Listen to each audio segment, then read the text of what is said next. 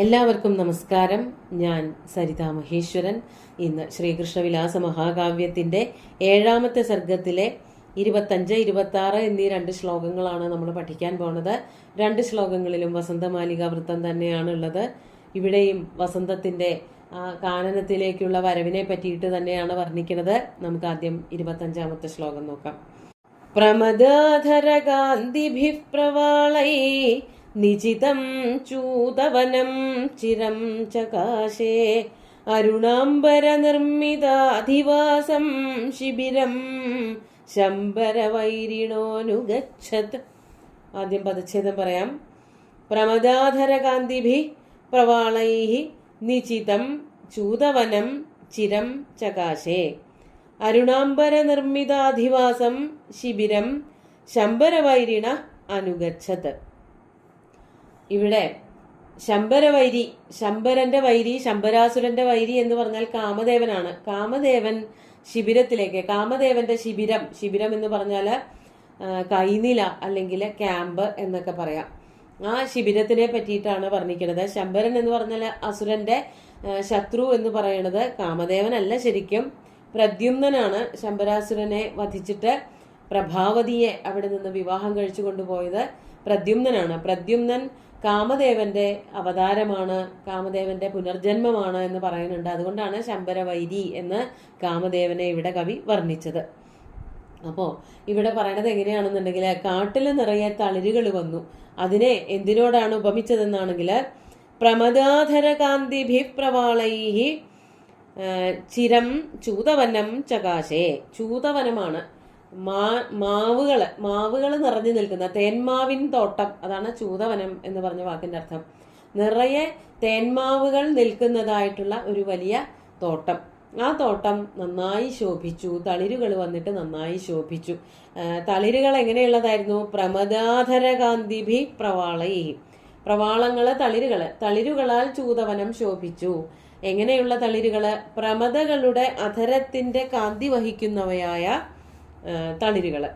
പ്രമദ എന്ന് പറഞ്ഞാൽ സ്ത്രീ എന്നാണ് അർത്ഥം. സുന്ദരികളായിട്ടുള്ള സ്ത്രീകള്, അവരുടെ അധരത്തിന്റെ, അവരുടെ ചുണ്ടിന്റെ കാന്തിയോലുന്നവയായ തളിരുകള്. സാധാരണ ഇത് തിരിച്ചാ പറയാ. ചെടികളുടെ തളിരു പോലെയുള്ള ചുണ്ടുകൾ അല്ലെങ്കിൽ തളിരു പോലെയുള്ള കൈകൾ എന്നൊക്കെ പറയാറുണ്ട്. ഇവിടെ തിരിച്ചു പറഞ്ഞതുകൊണ്ട് അലങ്കാരം പ്രദീപമാണ്, ഉപമയാണ്. ഇങ്ങനെ ആദ്യം പറഞ്ഞ രീതിയിൽ വർണ്ണിക്കുമ്പോൾ, അതായത് പ്രസിദ്ധമായിട്ടുള്ളതിനെ വെച്ചുകൊണ്ട് അപ്രസിദ്ധമായിട്ടുള്ളതിനെ വർണ്ണിക്കുമ്പോൾ ഉപമ. താമര പോലെയുള്ള കണ്ണുകൾ എന്നൊക്കെ പറയുമ്പോൾ ഉപമാലങ്കാരം. തിരിച്ച് സുന്ദരികളായിട്ടുള്ള സ്ത്രീകളുടെ അധരകാന്തി പോലെയുള്ളതായ തളിരുകൾ എന്ന് പറയുമ്പോൾ അവിടെ തിരിച്ചാ വർണ്ണിച്ചതെന്നുള്ളത് കൊണ്ട് പ്രദീപാലങ്കാരാണ് വരുന്നത്. അതൊക്കെ കാവ്യത്തിന് ഭംഗി കൊടുക്കുന്ന അലങ്കാരങ്ങൾ തന്നെയാണ്. പ്രമദാധരകാന്തിഭിഃ പ്രവാളൈഃ നിചിതം. നിചിതം എന്ന് പറഞ്ഞാൽ വ്യാപ്തം, വ്യാപിച്ചു നിൽക്കുന്ന. എവിടെ നോക്കിയാലും ഈ ചുവന്ന് തുടുത്ത തളിരുകൾ മാത്രമേ ഉള്ളൂ. എല്ലാ ചെടികൾക്കും വരുന്ന തളിരുകൾക്കൊരു ചെറിയ ചുവപ്പ് നിറം ഉണ്ടാവും. ആ ചുവപ്പ് നിറം തന്നെയാണ് സുന്ദരികളായിട്ടുള്ള സ്ത്രീകളുടെ ചുണ്ടിന്റെയും നിറം. അതുകൊണ്ടാണ് കവി അങ്ങനെ വർണ്ണിച്ചത്. അങ്ങനെ ചുവപ്പ് നിറം വ്യാപിച്ചിരിക്കുന്നതായ തേന്മാവിൻ കൂട്ടം അതാ ശോഭിക്കുന്നു. ചിരം വളരെ കാലം. ചകാശേ, ചകാശേ എന്ന് പറഞ്ഞാൽ ശോഭിക്കുന്നു. ദിദീപേ എന്നൊക്കെ അർത്ഥം. അപ്പോ അത് വേറെ എന്തുപോലെയാണ്? ആ ഒരു തേന്മാവിൻ തോപ്പിനെ എന്തായിട്ടാണ് വർണ്ണിക്കണതെന്നാണെങ്കിൽ, അരുണാംബര നിർമ്മിതാധിവാസം ശംബരവൈരിണ ശിബിരം അനുഗച്ഛത് ചൂതവനം ചകാശേ. ശംബരവൈരി എന്നാണ് കാമദേവൻ, കാമദേവന്റെ ശിബിരം എന്നതുപോലെ, അതിനെ അനുകരിക്കുന്നത് പോലെ. കാമദേവന്റെ ശിബിരത്തെ അനുകരിക്കുന്നത് ഈ വനമാണ്. കാമദേവന്റെ ശിബിരം ഏതുപോലെയാണ്? അരുണാംബര നിർമ്മിതാധിവാസം. അരുണാംബരം എന്ന് പറഞ്ഞാൽ നല്ല ചുവന്ന നിറമുള്ള വസ്ത്രം കൊണ്ട് നിർമ്മിച്ചതായ എന്നോ, ആ ചുവന്ന നിറമുള്ള മേൽക്കൂര കൊണ്ട് പണിഞ്ഞതായിട്ടുള്ള ഒരു ശിബിരം. യാത്രകള് അല്ലെങ്കിൽ യുദ്ധം അങ്ങനെയൊക്കെയുള്ള സമയത്താണ് തൽക്കാലത്തേക്ക് താമസിക്കാൻ വേണ്ടിയിട്ട് ചെറിയ ചെറിയ ശിബിരങ്ങൾ ഉണ്ടാക്കുക. ഇവിടെ കാമദേവന്റെ യുദ്ധമാണ് പ്രഖ്യാപിച്ചിരിക്കുന്നത്. സാധാരണക്കാരെ, അതായത് യുവാക്കളെയും യുവതികളെയും ഒക്കെ കാമപരവശരാക്കുന്നതായിട്ടുള്ള അതിനു വേണ്ടിയിട്ടുള്ള യുദ്ധം. അപ്പോൾ ആ യുദ്ധം നടക്കുമ്പോൾ അവിടെ സേനാ നായകന്മാര് സൈന്യങ്ങളൊക്കെ ഉണ്ടാവും. അവർക്ക് താൽക്കാലികമായിട്ട് വിശ്രമിക്കാനുള്ള അതിനെയാണ് ഈ ശിബിരം എന്ന് പറയുന്നത്. അവിടെ ഇങ്ങനെ ചെറിയതായിട്ട് ഇങ്ങനെ തുണിയൊക്കെ വലിച്ചു കെട്ടിയിട്ടുണ്ടാവും. ചുവന്ന നിറത്തിലുള്ള തുണി കൊണ്ട് വലിച്ചു കെട്ടിയ ഒരു ടെന്റ് എന്നൊക്കെ വേണമെങ്കിൽ പറയാം.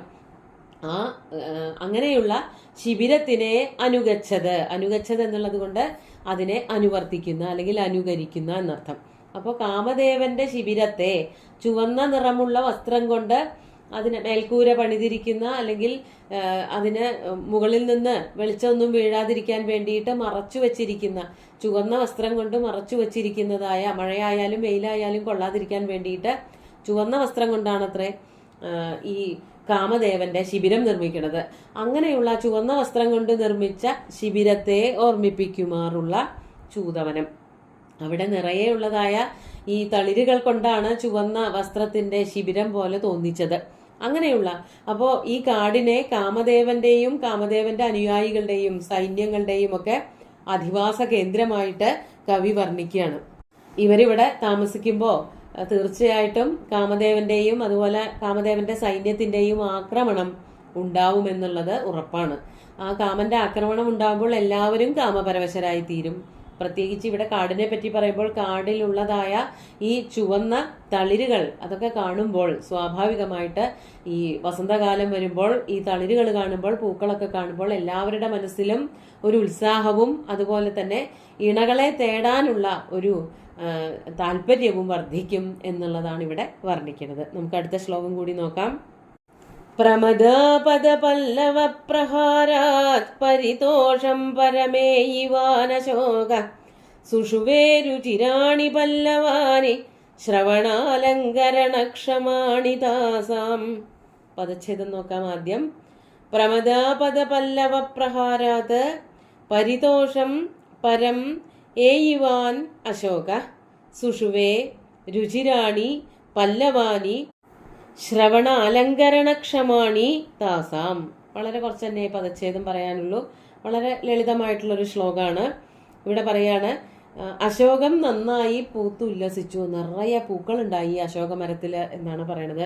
അതിനെ കവി എന്തൊക്കെയായിട്ടാണ് വർണ്ണിക്കുന്നത്, എങ്ങനെയാണ് അശോകം പൂക്കുക എന്നുള്ളതാണ് ആദ്യത്തെ വരിയിൽ പറയണത്. പ്രമദാപദ പല്ലവ പ്രഹാരാത് പരിതോഷം പരമേയിവാൻ അശോക സുഷുവേ. അങ്ങനെയുള്ള അശോകം സുഷുവേ. സുഷുവേ എന്ന് പറഞ്ഞാൽ പ്രസവിച്ചു, അത് പൂക്കളെ പ്രസവിച്ചു, നിറയെ പൂക്കൾ ഉണ്ടായി എന്നർത്ഥം.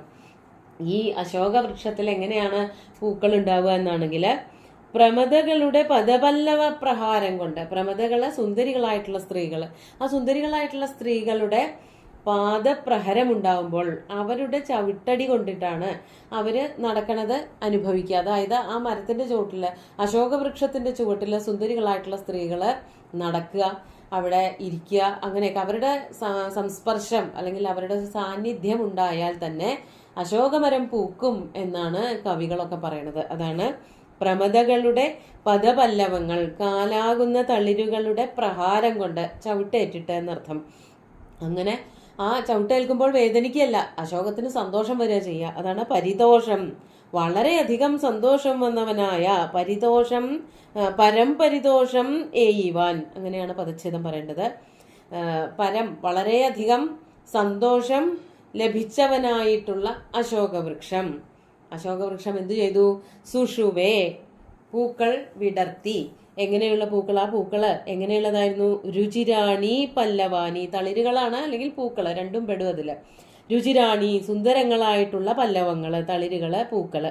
അതുപോലെ തന്നെ ശ്രവണാലങ്കരണക്ഷമാണി, ശ്രവണാലങ്കരണം, കാതില് തൂക്കിയിട്ടാൽ കാതിന് നല്ല ഭംഗി കൊടുക്കുന്നതായ, കമ്മല് പോലെ ഇരിക്കുന്നതായ പൂക്കളെ സൃഷ്ടിച്ചു അശോകവൃക്ഷം. അതാണ് ശ്രവണ അലങ്കരണം.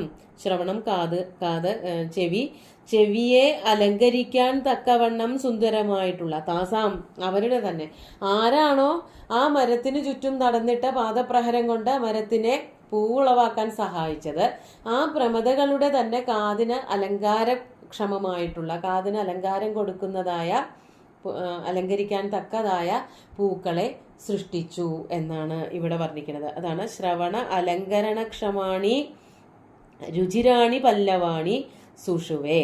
അപ്പോൾ പരം പരിതോഷം ഏയിവാൻ അശോക താസാം ഏവ അവരുടെ തന്നെ ശ്രവണാലങ്കരണക്ഷമാണി രുചിരാണി പല്ലവാനി സുഷുവേ എന്ന് വേണം അന്വയം പറയാൻ. അങ്ങനെ സുന്ദരമായിട്ടുള്ള പൂക്കളും തളിരും അശോക വൃക്ഷത്തിൽ ഉണ്ടായി. സുന്ദരിമാരായിട്ടുള്ള സ്ത്രീകൾ അതിനെയൊക്കെ എടുത്തിട്ട് കാതില് അണിഞ്ഞു എന്നർത്ഥം. നമുക്ക് ശ്ലോകങ്ങൾ ഒന്നുകൂടി ചൊല്ലി നോക്കാം. പ്രമദാധരകാന്തിഭിഃ പ്രവാളൈഃ നിജിതം ചൂതവനം ചിരം ചകാശേ അരുണാംബര നിർമ്മിതാധിവാസം ശിബിരം ശംബരവൈരിണോനുഗച്ഛത് പ്രമദാപദപല്ലവ പ്രഹാരാത് പരിതോഷം പരമേയിവാനശോക സുഷുവേ രുചിരാണി പല്ലവാനി ശ്രവണാലങ്കരണക്ഷമാണി താസാം. രണ്ട് ശ്ലോകങ്ങളും ആരംഭിക്കുന്നത് പ്രമദ എന്നുള്ള പദത്തിലാണ്. ഒന്ന് പ്രമദയുടെ ചുണ്ടിനെ വർണ്ണിച്ചു, മറ്റൊന്ന് പ്രമദയുടെ കാലാകുന്ന തളിരുകളെയും വർണ്ണിച്ചു. മറ്റത് പ്രമദകളുടെ അധരങ്ങളെ പോലെ ശോഭിച്ചു കാട്ടിലെ വൃക്ഷങ്ങളുടെ തളിരുകൾ എന്നാണ് വർണ്ണിച്ചത്. സുന്ദരികളായിട്ടുള്ള സ്ത്രീകളെ തന്നെയാണ് വർണ്ണിച്ചു കൊണ്ടിരിക്കുന്നത്. അവരുടെ സാന്നിധ്യം കൊണ്ട് മരങ്ങളിലെ പൂക്കളുണ്ടാവുന്നു. അതുപോലെ തന്നെ അവരുടെ സുന്ദരിമാരായിട്ടുള്ള അവരുടെ അംഗസൗഷ്ഠവം മരങ്ങളിൽ കാണാൻ സാധിക്കുന്നു എന്നൊക്കെ വർണ്ണിക്കുമ്പോൾ ആ സുന്ദരമായിട്ടുള്ള കാലത്തിന്റെ പ്രത്യേകതയാണ് നമുക്ക് മനസ്സിലാക്കാൻ പറ്റുക. അതുപോലെ തന്നെ വൃക്ഷങ്ങളും സ്ത്രീകളുമൊക്കെ ഈ വസന്തകാലത്തിൽ വളരെ സുന്ദരമായിട്ട് കാണപ്പെട്ടു എന്നുള്ളതും കൂടി മനസ്സിലാക്കാൻ പറ്റും. പ്രത്യേകിച്ച് ശ്രീകൃഷ്ണനും ഗോപസ്ത്രീകളും അവര് ഒരു കാമോത്സവത്തിനായിട്ട് തയ്യാറെടുത്ത് നിൽക്കുമ്പോൾ സുന്ദരികളായിട്ടുള്ള ഗോപസ്ത്രീകൾ അവിടെ എല്ലാവരുടെ കണ്ണിനും കുളിർമയേകി എന്നർത്ഥം. സുന്ദരമായിട്ടുള്ള രണ്ട് ശ്ലോകങ്ങളും ഭഗവാന്റെ കാൽക്കൽ അർപ്പിച്ചുകൊണ്ട് ഗുരുവായൂരപ്പനെ സാഷ്ടാംഗം നമസ്കരിച്ചുകൊണ്ട് എല്ലാവർക്കും ശുഭദിനം നേർന്നു നിർത്തട്ടെ. നന്ദി.